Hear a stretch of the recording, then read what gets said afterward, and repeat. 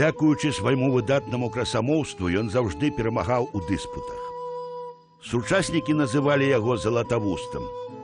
Паляк паводле паходжання і непахісны каталік, брат ордэна езуітаў.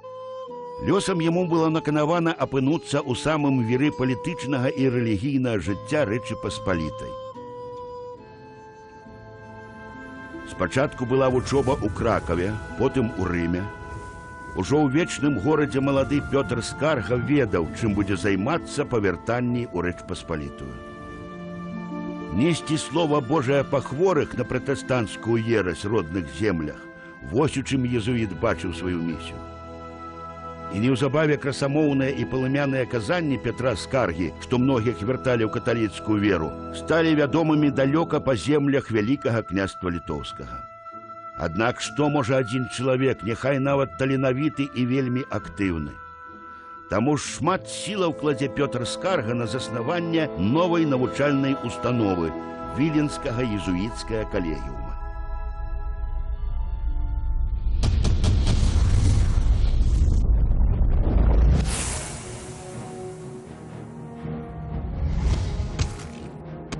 Дзякуючы дбанням магутных апекуноў езуітаў і падтрымцы самого караля і вялікага князя Стэфана Баторыя, 1 красавіка 1579 года Віленскі езуіцкі калегіум набывае статус акадэміі.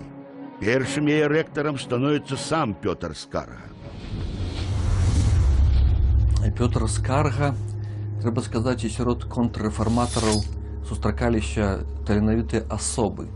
Гэта таксама адна з прычынаў, чаму контррэфармацыя сягнула такія хуткія поспехі на тэрыторыі Беларусі, на тэрыторыі Вялікага княства Літоўскага і ўвогуле Рэч Паспалітай. Пётр Скарга быў находкай для каталіцкага касцёла. Ён быў езуіт, значыць, быў чалавек адукаваны. Ён быў выдатны палеміст, аратар. Ён прычыніўся да таго, што нашыя магнаты зноў навярнуліся на каталіцызм. Вось это забяспечыла поспех каталіцкаму касцёлу на тэрыторыі Рэчы Паспалітай. Паводле падання, ў тым жа годзе падчас аблогі Полацка, занятага маскоўцамі, Пётр Скарга атрымаў гонар вячэраць разам з каралём. Нечакана ў пакою ляцела куля, зрэкашэціла аб сцяну і ўпала на стол. Усе прысутныя знерухомілі. «Што гэта б значыла?» – спытаў здзіўлены Стэфан Баторы ў езуіта. «Маскоўцы запрашаюць нас заўтра на вячэру ў замак», – знайшоўся Пётр Скарга. «Калі будзе так, пабудую тваім братам такі касцёл, якога не маеце», – паабяцаў кароль. А наступнага дня Полацк быў узяты, і Баторыю давялося трымаць дадзенае слова. Так у Полацку з'явіўся знакаміты езуіцкі калегіум. Паданне паданнем, але з гісторыі дакладна вядома, што ў 1579 годзе Пётр Скарга узначальваў першую езуіцкую місію ў Полацк. Не будзем забываць пра тое, што Скарга стаў не толькі ініцыятарам стварэння Полацка езуіцкага калегіума, але і яго першым рэктарам. Па сумяшчальніцтву ў той час ён быў і рэктарам Віленскай акадэміі.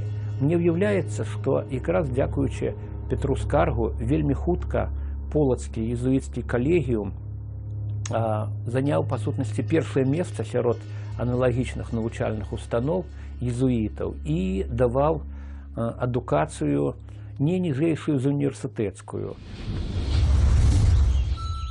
Пётр Скарга з часам становіцца самым уплывовым дзеячам контррэфармацыі на нашых землях. Акрамя заснавання навучальных установаў, таленавіты прамоўца быў вядомы тым, што ніколі не прайграваў у дыспутах. Менавіта Пятру Скарзе аказалася па сілах вярнуць магутнага кальвініста Мікалая Радзівіла сіротку ў лона каталіцкай царквы. У краіне, дзе рэлігійнае пытанне стаяла вельмі востра, Пётр Скарга адстойваў даволі радыкальныя пазіцыі каталіцкай царквы. Праваслаўе ён разумеў як грэцкае адшчапенства, а любое адшчапенства, на яго думку, пагражае агульнай цэласнасці і ўнутранаму міру ў дзяржаве. З аднаго боку, Пётр Скарга вінаваты ў тым, што была паламаная мадэль талеранцыі ў Рэчы Паспалітай. сужыцця прадстаўнікоў розных канфесіяў.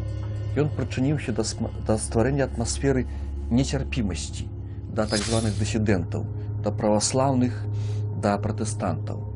Чылі змагаўся за тое, каб толькі каталіцкая рэлігія была галоўнай пануючай усюды, бо ён яе лічыў адзінай сапраўды хрысціянскай.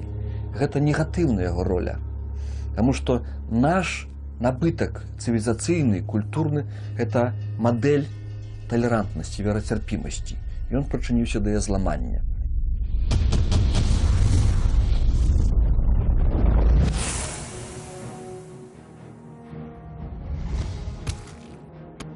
Гэтыя думкі ў 1577 годзе былі аб'яднаныя пад вокладкай кнігі аб адзінстве касцёла Божага пад адным пастарам і выдадзеныя ў Вільні. Праз нейкі час Пётр Скарга ад'язджае ў Кракаў і становіцца прыдворным прапаведнікам новага караля і вялікага князя Жыгімонта Вазы. Але за жыццём Вялікага княства Літоўскага, дзе спрычыніўся да многіх важных падзеяў, знакаміты езуіцкі прапаведнік, тэолаг і палеміст будзе сачыць заўсёды. З вышыні стагоддзяў лёгка даваць ацэнкі гістарычным падзеям. Значна цяжэй прадбачыць будучыню сваёй краіны. Пётр Скарга быў адным з тых, хто мог гэта рабіць. У сваім творы «Соймавыя казанні» ён рэзка выступае супраць свавольства магнатаў і разбэшчанасці шляхты і прапануе ствараць моцную цэнтралізаваную дзяржаву. Мы жадаем не такую манархію, як у турак і татар, якая трымаецца на беззаконні, але такую, якая апіраецца на справядлівае права і мудрую раду. Яго кнігі, яго казані перажылі самога аўтара на стагоддзі. У 19 стагоддзі творы Скаргі, дарэчы, выдаваліся і у друкарні Полацкага калегіума і Полацкай акадэміі. А патрыятычная польская інтэлігенцыя у тым самым 19 стагоддзі лічыла Скаргу нацыянальным прарокам, які ў свой час прадказваў трагічны скон дзяржавы. У адваротным выпадку, папярэджвае Пётр Скарга, небяспека пагражае самому існаванню Рэчы Паспалітай. Вы пазбавіцеся не толькі і караля з крыві вашай і права яго выбіраць, але і дзяржавы, айчыны. З вышыні часу мы ведаем, пройдзе 2 стагоддзі, і найгоршыя здагадкі прапаведніка стануць рэальнасцю.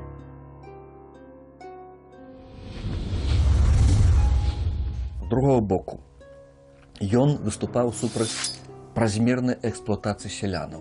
Ён іх бараніў фактычна. Ён паказваў Рэчы Паспалітай на адзіна тады хіба магчымую і правільную дарогу развіцця да моцнай цэнтралізаванай монархіі. Гэта не адбылося ў Рэчы Паспалітай. Яна надалей умацоўвалася як шляхецкая рэспубліка, у той час як суседнія дзяржавы збудавалі вельмі моцную цэнтральную ўладу, і у 18 стагоддзі аказалася, што рэспубліка не можа існаваць в атачэнні гэтых дзяржаў. Моцна. Таму ацаніць Скаргу як асобу нашай гісторыі трэба, скажам так, у 2 планах. І станоўчы бок яго дзейнасці паказваць, і адмоўны.